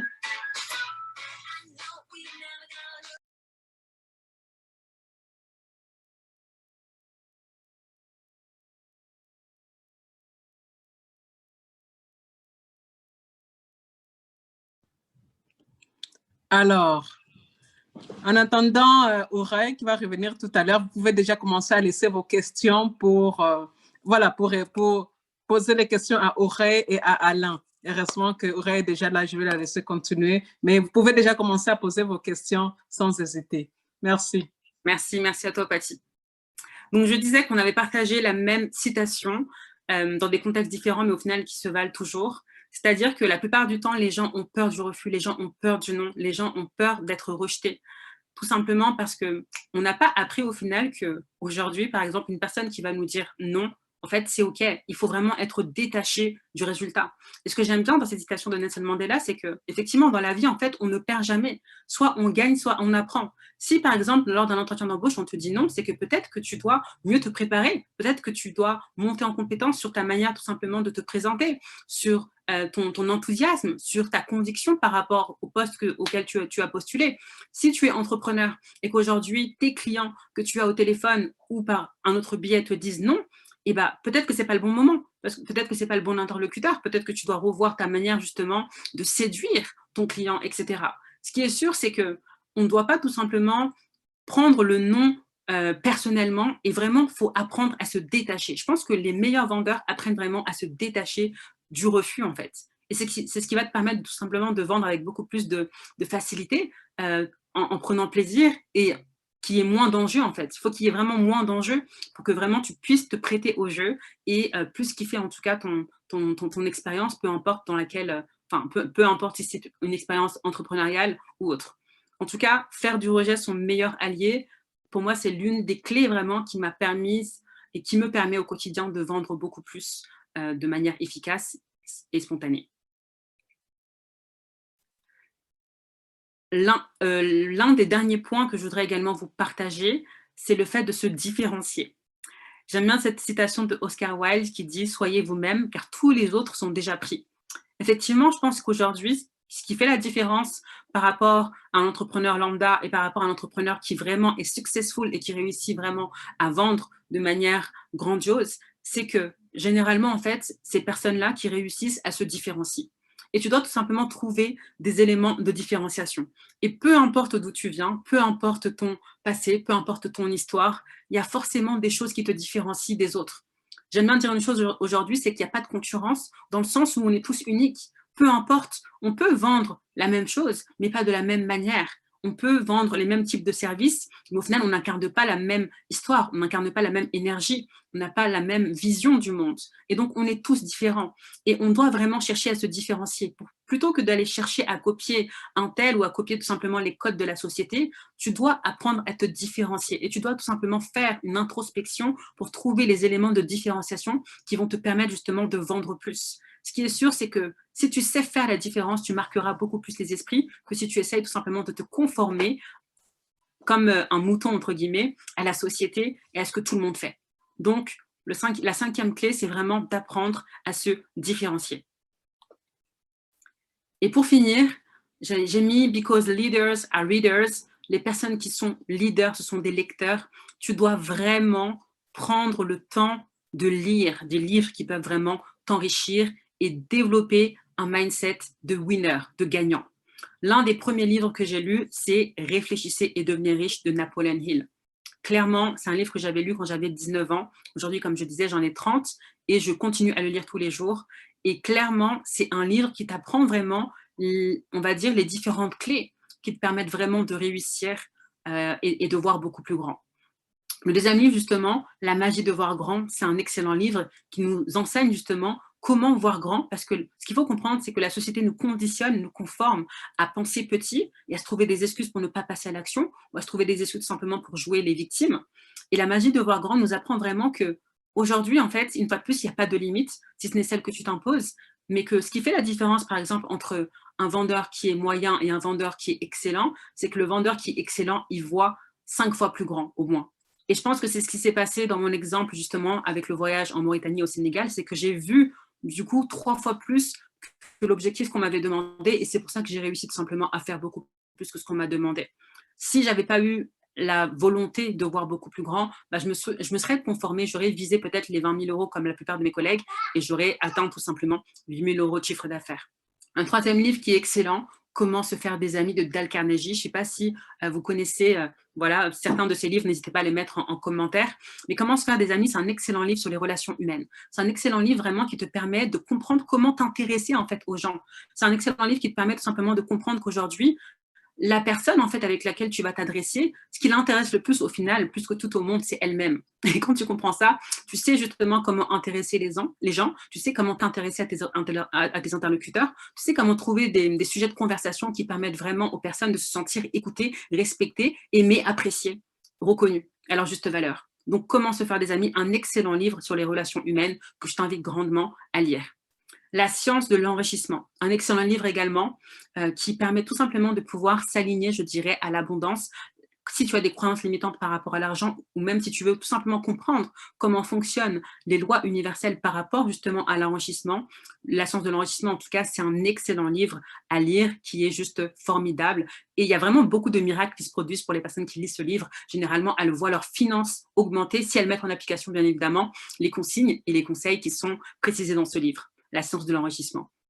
Et le dernier livre, si vraiment tu veux apprendre à mieux vendre, à mieux te vendre, c'est La maîtrise de la persuasion. Un excellent livre également de Napoleon Hill qu'il a écrit et qui est vraiment super pour vraiment développer son leadership, pour vraiment développer l'art justement de pouvoir persuader, séduire les personnes et aller tout simplement obtenir en tout cas ce que tu veux, que ce soit d'un point de vue professionnel ou personnel. Ce qui est sûr, une fois de plus, c'est que toute notre vie, on est amené à se vendre, toute notre vie, on est amené à vendre. Même les enfants, ils savent vendre. Donc aujourd'hui, toi également qui es là, connecté, si tu es entrepreneur, si tu es salarié, si tu es porteur de projet, peu importe, tu dois monter en compétence sur la compétence la plus lucrative au monde, qui est celle de savoir vendre, tout simplement. Donc note ces livres. Réfléchissez, devenez riche, Napoleon Hill, La magie de voir grand de David Schwartz, Comment se faire des amis de Dale Carnegie, La science de l'enrichissement de Dee Wattles et La maîtrise de la persuasion de Napoleon Hill.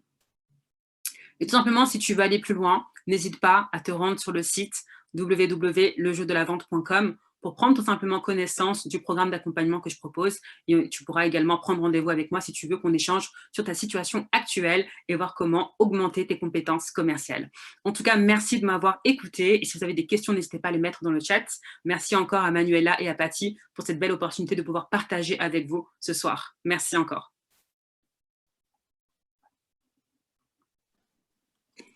Oui, merci beaucoup à toi, Auré. Vraiment, désormais, la balle est dans votre camp.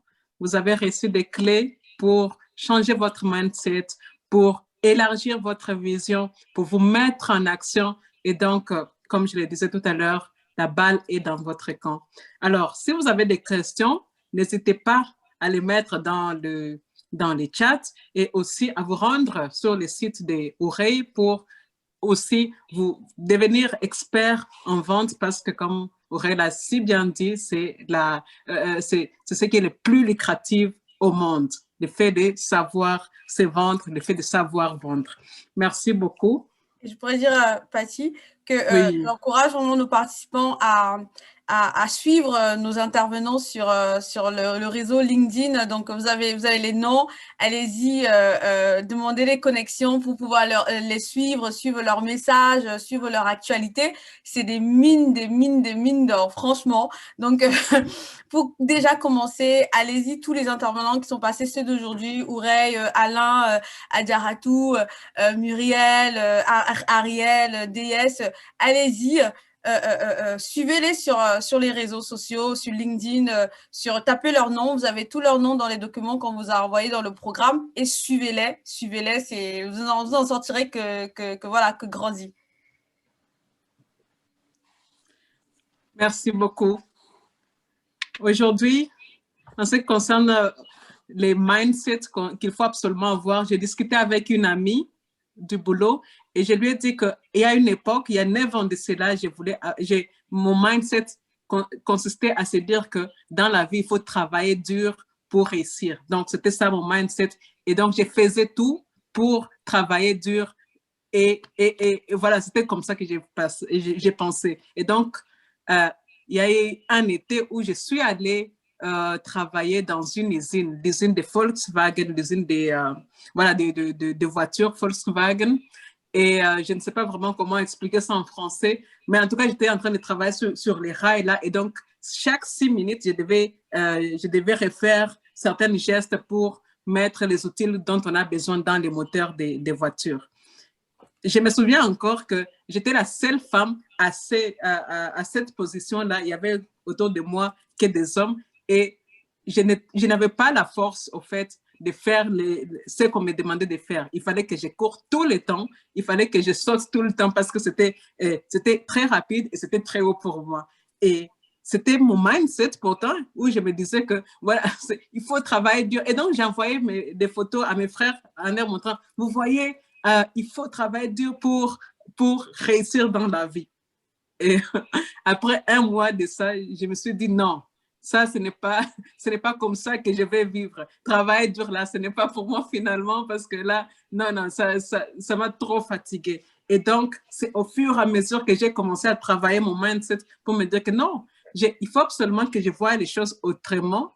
Et bien sûr, plus je verrai les choses autrement, plus je vais voir et les résultats et les actions qui sont alignés à la personne que je serai. Aujourd'hui, je me dis constamment que j'ai en moi tout pour réussir. Définitivement, tout ce que j'ai pensé être possible désormais est le cas dans ma situation parce que j'ai tout simplement changé des mindsets. Je voulais vraiment partager cela avec vous parce que le thème d'aujourd'hui m'a vraiment beaucoup parlé et m'a remis vraiment à l'époque où j'avais complètement un autre mindset et je ne peux qu'encourager tous ceux qui ont participé ce soir à vraiment prendre au sérieux les partages qui a été fait aujourd'hui et de mettre cela en action. Alors, jusqu'à présent, il y a eu 2 questions. Je ne sais pas s'il y a eu d'autres questions qui sont venues en même temps. Alors, donc je vais poser cette question-là. La première question, c'est, voilà, je comprends qu'il faut avoir une vision et j'ai une vision, mais je ne saurais pas prendre des décisions sans avoir checké avec mon manager car je prends cela comme une imprudence. Alors, ce que je comprends bien, c'est que comment faire en sorte pour se faire confiance et suivre son intuition et dire que, bon, je préfère quand même suivre je préfère quand même suivre ma vision alors même qu'il y a les managers peut-être qui seraient d'un autre avis. Est-ce que Ouray, tu peux répondre à cette question? Yes, l'idée du coup de la personne qui a posé la question, c'était de valider avec son manager à chaque fois qu'elle veut mettre en place une action, c'est ça? Exactement, oui. Après, c'est OK. Ce qu'il faut comprendre également, tu vois, dans ce cas typique, c'est que là, tu vas devoir vendre au final la vision à ton manager. Et donc, du coup, il faut que tu fasses preuve de séduction et de conviction et de persuasion. Et donc, plus tu seras convaincu par ta vision, plus ton manager, en fait, sera emporté par ce que tu vas lui dire. Et donc, potentiellement, il va rejoindre, en tout cas, valider. En fait, quand tu viens avec tellement de conviction en mode, en fait, j'ai du leadership, je sais précisément où je vais, voici à quoi j'ai pensé, et que tu parles vraiment avec fermeté, et je peux te garantir que l'énergie, en fait, elle est palpable. Donc, si vraiment ce que tu proposes, c'est quelque chose de waouh, ton manager, il va suivre sans même poser de questions. Parce que du coup, tu vas incarner vraiment la vision sur laquelle tu as travaillé. Et c'est ça également aujourd'hui vendre. C'est vraiment faire preuve de leadership, tu vois. C'est savoir tout simplement en un rien de temps, si tu peux dire ça comme ça, ouais, c'est ça, influencer au final son semblable, tu vois. C'est ça. Je sais pas si Alain, tu veux préciser un autre point par rapport à ça, je t'en prie. Juste avant de continuer, peut-être Marina a clarifié sa question. C'était par rapport à ton exemple précis d'acheter, enfin, tu as acheté un billet pour aller au Kenya avant même d'avoir consulté ton manager. C'était ça, au fait, où c'est sur cette partie-là de ton exposition qu'elle a reposé sa question. D'accord. Voilà. Par rapport, du coup, au fait de prendre des initiatives sans pour autant consulter son manager avant, c'est ça? Exactement, exactement. Après, il faut être sûr de ça. Hein. Moi, clairement, là, il fallait pas que je me rate. J'ai pris mon billet d'avion. En plus, même, j'ai vraiment pris un billet d'avion pour 1 mois. Et tu sais qu'en France, en tant que salarié, tu as 5 semaines déjà dans l'année. Donc déjà, quelle idée d'aller prendre 1 mois de vacances. Mais j'étais tellement convaincue que ça allait le faire que voilà, ça l'a fait. Donc ouais, si vraiment tu veux, en tout cas, planifier des vacances en amont, ça dépend en fait de la confiance que tu as en toi et de la confiance que tu as en ton projet. Mais si c'est le cas, en tout cas, fonce. Si c'est pas le cas, discute-en plutôt avec ton manager parce que faut pas après que les gens me contactent. Hey, j'ai été virée, je suis partie 1 mois en vacances. Super. Alors, oui. ce que je peux rajouter à ce que vient de dire Aureille, effectivement, il peut y avoir des situations problématiques où on croit bien faire, mais en réalité, on est à côté de la plaque. Donc, moi, je dis toujours aux gens qu'il faut toujours avoir en tête l'objectif de vos interlocuteurs. C'est-à-dire, si c'est un patron, si c'est un manager, si c'est un client, si c'est un partenaire, il faut toujours garder en tête qu'est-ce que cette personne recherche, tout simplement. Donc, l'idée, c'est que quand vous vous mettez à sa place, vous allez tout de suite comprendre ce dont elle a vraiment besoin et il suffit de lui donner ça, tout simplement, de lui donner ce dont elle a besoin et vous faites ce que vous voulez, tout simplement. Après, effectivement, il peut y avoir des exceptions dans certaines entreprises où la relation n'est pas forcément, voilà, il y a du micromanagement, la relation n'est pas forcément humaine. Il peut y avoir des exceptions. Mais en règle générale, lorsque les gens sont satisfaits, ils n'ont plus rien à rajouter. Donc, tout simplement, visez à répondre aux objectifs de vos interlocuteurs et tout le reste, voilà, vous vous éclatez, tout simplement. Oui, c'est tout à fait cela. D'ailleurs, les livres qui a été conseillé par Aureille de comment se faire les amis expliquent cela extrêmement bien. En tout cas, procurez-vous ces livres-là si vous ne l'avez pas encore lu et vous allez comprendre tous ces mécanismes-là. Tout à fait. Alors, la deuxième question, c'est, peut-être je vais te passer la main, Alain, c'est comment avoir une vision claire. Quel processus doit-on développer pour améliorer sa vision et être beaucoup plus focus? Ok. Alors, ça, c'est une question très stratégique et c'est aussi une question... bon, voilà, la réponse, c'est une réponse à 10 000 $, mais il n'y a pas de souci, je vous la donne là. Alors, pour moi, il y a plusieurs manières hein, de mettre en place sa vision. Mais tout part de vous, d'abord. Tout part de vous. On a parlé de mindset, on a parlé de façon de voir le monde, de façon de se voir soi-même, de la manière dont on réagit aux événements extérieurs, de la manière dont on réagit à tout ce qu'on ne peut pas contrôler ou à tout ce qu'on peut contrôler. Donc, tout ça, ça fait un package dans lequel il faut vraiment démêler le tout et savoir par où on commence. Alors, moi, j'ai dans mes accompagnements, finalement, à force, hein, j'ai fini par mettre au point quand même, comment dire, une série de questionnements qui permet aux personnes de pouvoir entrer vraiment en profondeur dans leur réflexion. Dans un coaching, par exemple, d'1 heure à 2 heures, ce n'est pas toujours évident de pouvoir tout de suite trouver la vision de la personne. Donc, il y a des questions profondes qui feront que la personne pourra encore mûrir sa réflexion. Donc, c'est ce que je peux vous proposer là. Alors, d'abord, pour moi, il y a des questions clés. Hein. Les questions clés, c'est voilà, de savoir d'abord qu'est-ce que je veux devenir, tout simplement. D'abord, qu'est-ce que je veux devenir? Alors, vous remarquerez que je n'ai pas dit qu'est-ce que je veux faire. Je dis qu'est-ce que je veux devenir.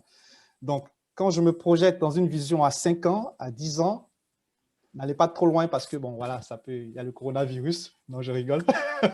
Mais en tout cas, qu'est-ce que vous voulez devenir dans les 5 ans, dans les 10 ans qui arrivent? Lâchez-vous. On l'a vu tout à l'heure, hein, avec à la fois la présentation d'Oreille et la mienne, on a vu que la vision n'a pas besoin de vos circonstances actuelles. La vision a besoin de ce que vous pensez être, en fait, tout simplement. Je ne pense pas qu'il y a 20 ans de cela, quelqu'un qu'on appelle Donald Trump aurait convaincu quelqu'un d'autre qui serait président des États-Unis. Je ne pense absolument pas.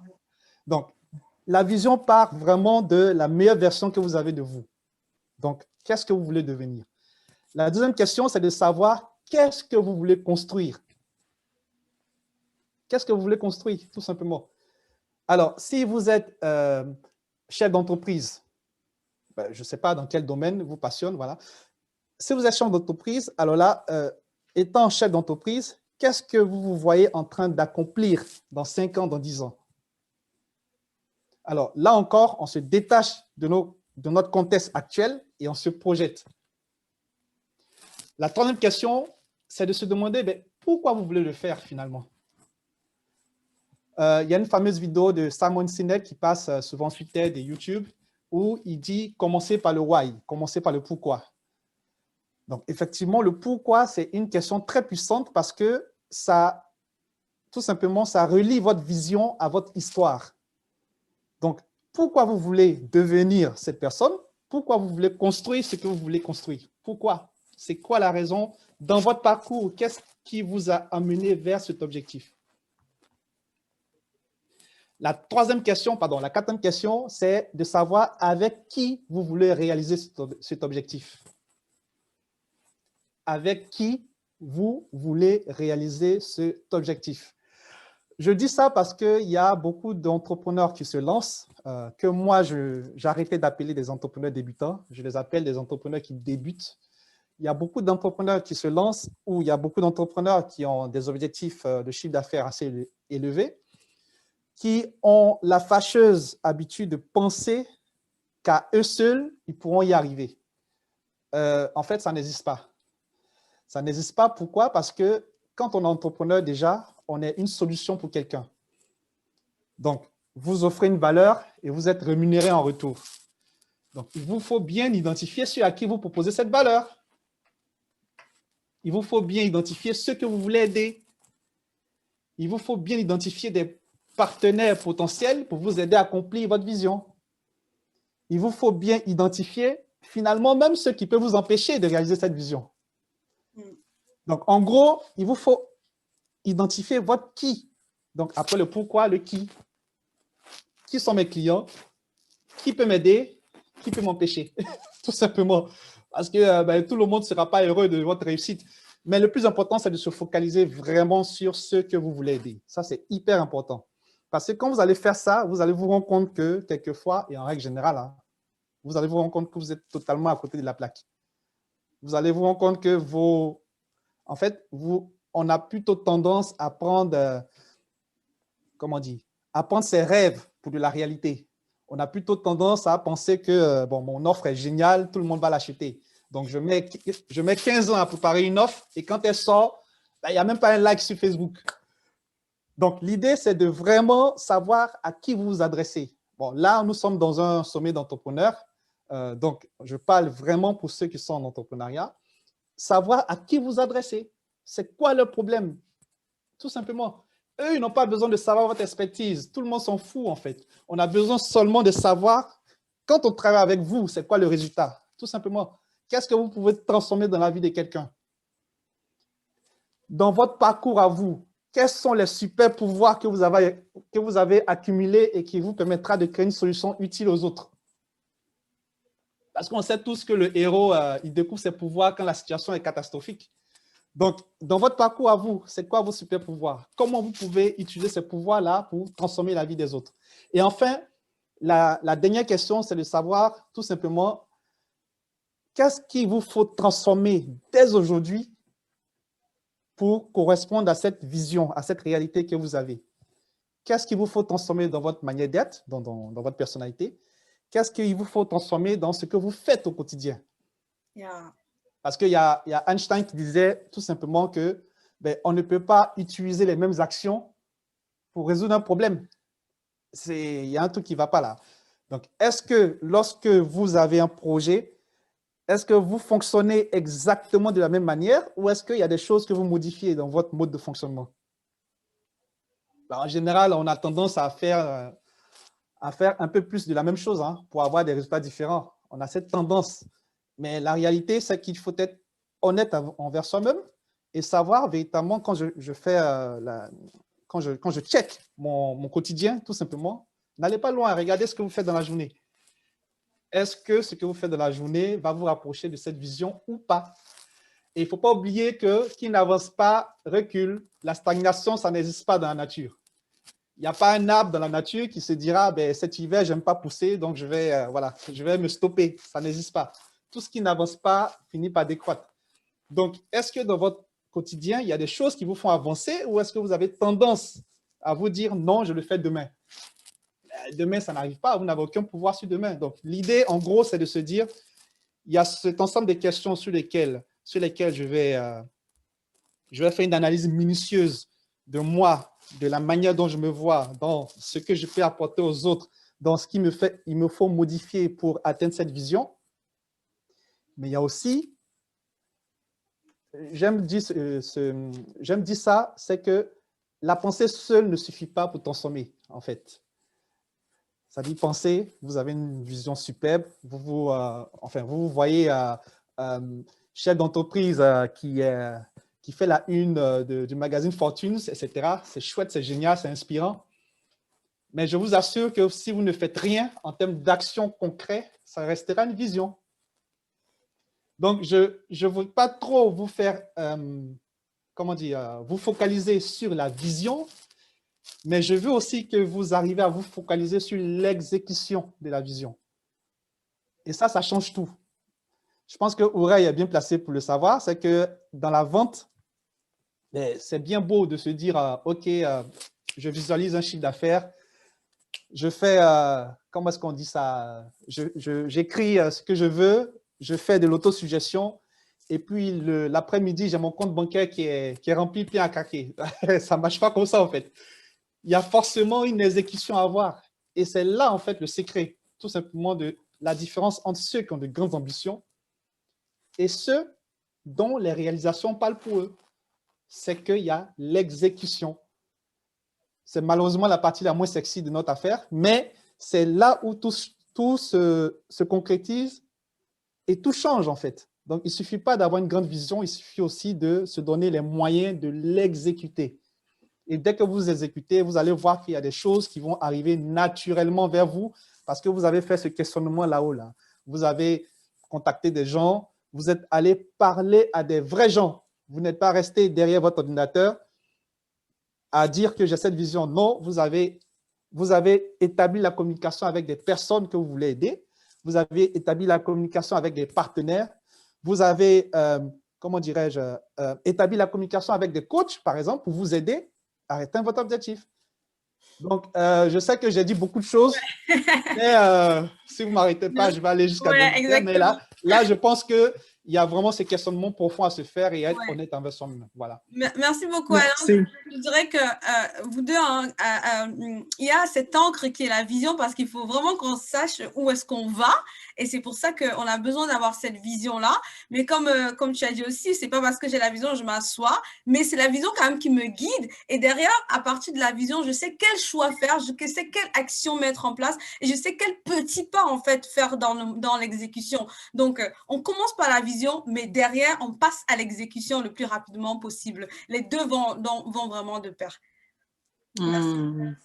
C'est vraiment tout à fait cela. J'ajouterais même, à partir du moment où on remarque qu'est-ce qui marche dans ce qu'on est en train de faire, dans les actions qu'on est en train de poser, eh bien, l'étape suivante, c'est de faire un système de ce qui a marché pour les répéter et l'améliorer, au fait. C'est ce que j'ajouterais là-dessus. Alors, il y a eu plusieurs questions qui sont venues après. Je propose vraiment qu'on fasse un petit résumé.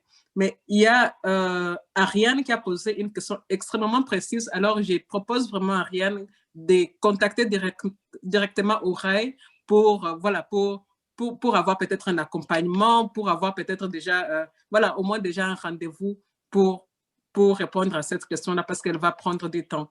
Alors, mais une dernière question par rapport à Oreille, c'est que, voilà, c'est peut-être une peur que tu vas pouvoir enlever à la personne, c'est est-il possible de vendre son produit ou service sans se vendre soi? Oui, complètement. C'est possible si tu mets en place une vraie identité, en fait. Si tu mets une vraie identité visuelle, si tu mets en place une vraie marque, en fait, tu vois. Si ta marque, au final, elle est bien structurée, si tu as un logo, si tu as une charte graphique, si tu as vraiment une histoire avec, bien sûr qu'il y a plein de sociétés qui vendent juste leurs produits, leurs services, sans pour autant se vendre soi. Après, tout dépend de ce que tu vends. Si tu vends effectivement tes compétences, bien évidemment, la personne que tu vends, c'est avant tout toi. Si tu vends maintenant, je ne sais pas, moi, par exemple, des chaussures, tu peux prendre une stratégie où c'est toi qui portes la chaussure, où c'est toi l'image de la société, comme tu peux tout simplement vendre tout simplement les différents éléments. Donc, tout dépend de ce que tu vends, mais bien évidemment que c'est possible de vendre des produits ou des services sans se vendre soi. D'accord, merci beaucoup. Je pense qu'on pourrait s'arrêter là en ce qui concerne les questions parce qu'il y a une autre question qui est venue qui était vraiment à point, mais qui concerne beaucoup plus les thèmes de jeudi prochain. Eh bien, c'était comment équilibrer, comment trouver une balance entre voilà, la vie, la famille, les business, comment avoir une balance. Eh bien, ça, on va en parler vraiment beaucoup plus de détails jeudi prochain. Donc, soyez là, soyez au rendez-vous et vous allez avoir quelques outils, en tout cas, qui vont vous aider. En tout cas, merci beaucoup à Alain, merci beaucoup à Oreille pour ces interventions qui sont venues à point pour les entrepreneurs, surtout maintenant au début de l'année où il y a eu voilà, les bilans 2020, il y a eu les actions qu'on veut mettre en place et tout ça. Et donc, ça vient vraiment, comme j'aime bien le dire, les bons timings, c'est maintenant. Et merci à vous. Alors, je vais donc, sans plus tarder, présenter les prochaines interventions. Est-ce que tu peux mettre ça en place, Manuela? Merci. Yes, of course. Oui. En tout cas, nous vous disons vraiment, soyez là jeudi prochain à 18h30 jusqu'à 20h. Et parce que voilà, jeudi prochain, on va parler de comment se préparer pour atteindre ses objectifs. Et donc, dans la préparation, on voit vraiment tout l'environnement qui nous entoure. On voit comment avoir la balance entre la vie de tous les jours, entre nos objectifs, entre l'environnement dans lequel on se trouve. Donc, soyez présents parce que le coach Henri et la coach Joyce vont nous parler de cela. Ensuite, samedi prochain, nous allons encore avoir un autre rendez-vous et là, ce sera on va vous parler de comment prendre sa vie en main et comment devenir acteur de sa vie. Parce que là, il y a toujours quelque part cet esprit de victime où les choses, on a l'impression qu'on ne contrôle pas les choses, que les choses nous tombent dessus. Maintenant, comment faire en sorte pour être acteur de sa vie et décider, voilà ce que j'accepte de la vie, voilà ce que je n'accepte plus. Soyez là samedi à 9h et vous allez avoir quelques clés, en tout cas, qui vont venir à point.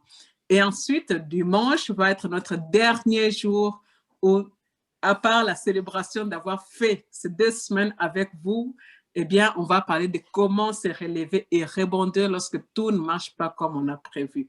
Eh bien, on l'a vu en 2020, il y a pas mal de plans qui n'ont pas fonctionné comme on les voulait.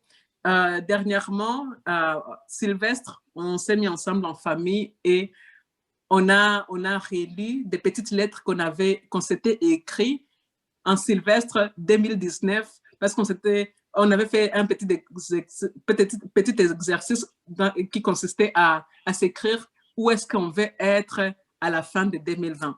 Et pour la plupart d'entre nous, on ne comptait pas voilà, on ne comptait pas la pandémie dedans et donc on se voyait ici et là et tout ça. Et donc, les choses n'étaient pas forcément comme on les voulait. Donc, comment à partir de là, alors, il fallait se relever.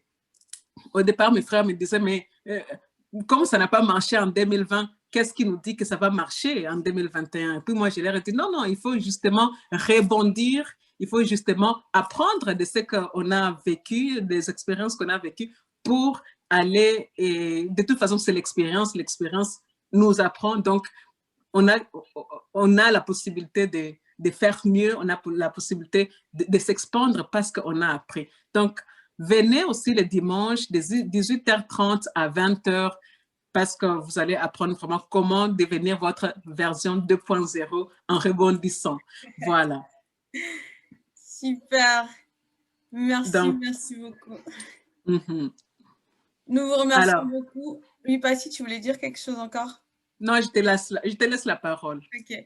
Nous vous remercions beaucoup d'avoir passé ce moment avec nous. On remercie Ourey, on remercie Alain, on remercie tous les participants. Vous êtes restés vraiment constants hein, durant toute la session. C'est vraiment très bien.